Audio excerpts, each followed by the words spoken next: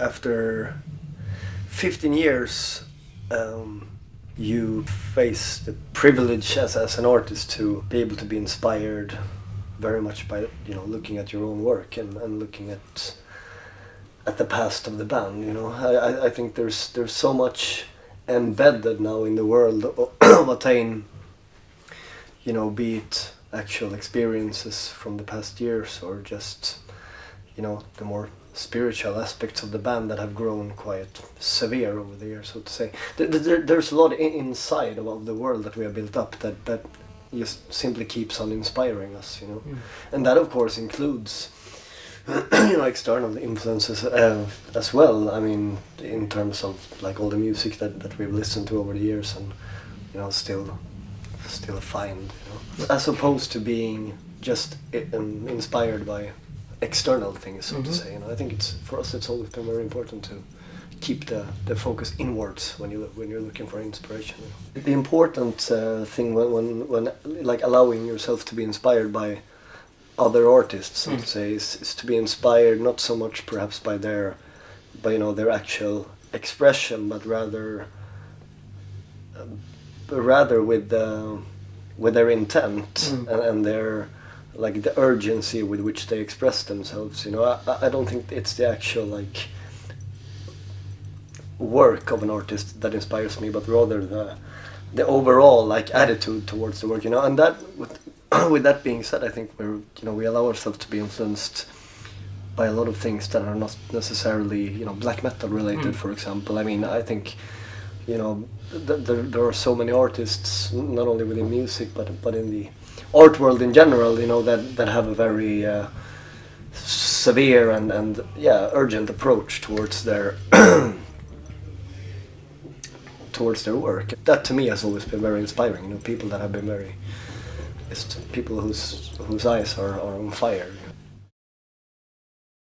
The first one that comes to mind that I think kind of just struck me at quite a young age is the first Mayhem album cover for Death Crush, which has two cut off hands hanging from some kind of execution device, and it's a real photo. I think it's taken from some old Kampuchea extermination camp or something, but it's not necessarily as that picture. I mean, the picture in itself is very vivid and very hard to avoid kind of when you see it, but it's the overall like aesthetics. It's very like cut and paste. It has a reddish pinkish background color. It just looks very like it's impossible to not see it when it's there. That's one of my favorites for sure. I think in general, the simplicity of albums covers is something that I always appreciated. Like classics like the first Bathory or the two first Venom albums. The whole cultural climate in metal really allowed for simplicity, because I think like the 60s and the 70s people had been very elaborate in their way of portraying the bands and the graphical side of things, but Venom and Bathory kind of just took this very simplistic approach to it, which has always inspired me greatly. But at the same time also like really elaborate stuff, like I mean more classics like all the first Iron Maiden albums, that has a whole story to them kind of, and it's cool with those albums also because a lot of them didn't even have like lyric sheets or anything like that. It was just a front cover, and then you had the back with a picture of the group and the song titles, and that was it. Yeah. And still you could be like totally mesmerized by those covers. Yeah, definitely. So I think that's maybe why they also stuck with you longer, because you didn't really have anything else that you could put your focus on. It was that, and the music.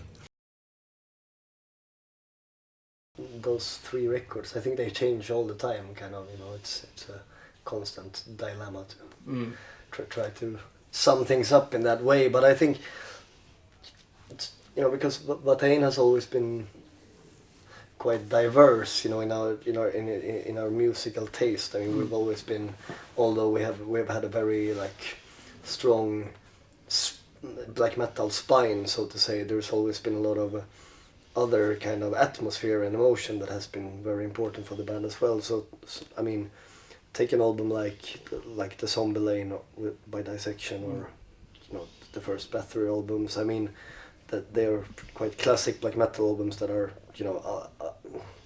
obviously had a huge impact on our sound and our way of approaching music in general. But at the same time, you know, albums like Elysium by Fields of the Nephilim is probably an album that I've listened to at least as much, you know, as those albums. So it's, yeah, I mean, I have a very, I'm quite, I don't like the word open-minded because it really doesn't ring well in my ears somehow. But still, there's you know, I think that when you're, what I'm after in music, and I think what all of us are after in music, what we all appreciate is that diabolical nerve, you know, that I can find in you know, Mayhem as much as I can in fucking Diamanda Gallas or Screaming Jay Hawkins. You know, it's like there's that that nerve that I think is what it is mostly the most important thing for me. You know, that otherworldly kind of diabolical thing that is just some artists just get there. You know, what we have as a kind of a privilege within our band is that we have always been, you know, although we have been like touring, releasing albums, doing things that, you know, most rock bands do, yeah, exactly, doing, you know, the regular side of things, so to say. I think we also always looked upon the band a little bit perhaps differently than you know, the average rock band, so to say. I mean, we've always seen Watain as a brotherhood of a sort, you know, a artistic brotherhood perhaps, and that, well, looking upon Watain in that way allows for a lot of things, you know, that perhaps a regular rock band wouldn't allow for themselves. I mean, I wouldn't be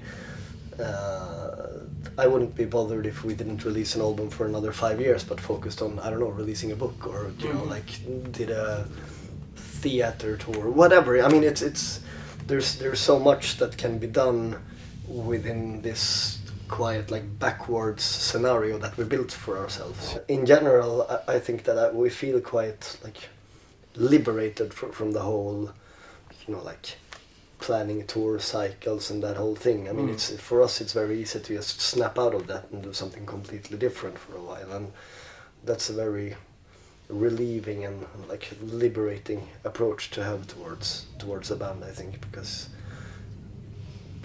you know, after 15 years, I think there's a lot of bands that kind of feel a little bit fed up with doing the same thing over and over again, and then it's good to be in a position where you still allow yourself to go anywhere, you know, in any direction.